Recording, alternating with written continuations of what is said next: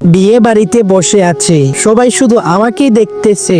দেখুক আমি তো হ্যান্ডসাম, খাইতে দিবে কখন খাবারের চিন্তায় অস্থির হইয়া এদিক ওদিক তাকাইতেছি। তখনই দেখি ব্ল্যাক শাড়ি পরা কিউট একটি মেয়ে ঢুকলো। উফ কি লাগতেছে।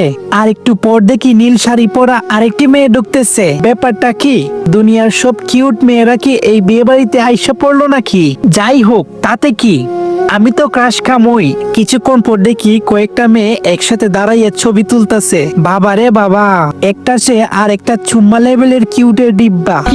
তারপর দেখি মাইয়ারা আইসা আমার সাথে ছবি তোলা শুরু করলো। ক্রাশগুলারে এত সামনে থেকে দেখা তো আমার হার্টবিট একদম বুলেট ট্রেনের গতির মতো বাইরে গেছে। উত্তেজনার ঠেলায় পাশে থাকা বন্ধুকে বলেই ফেললাম, দোস্ত মেয়েগুলা কি সুন্দর দেখছস, যে কোনো একটার লগে লাইন করাইয়া দে। তখন আমার বন্ধু বলল, কি? বন্ধু আমার কথা শুনে টাসকি খেয়ে গেছে। আমি তখন বললাম, এত অবাক হইতেছস কেন?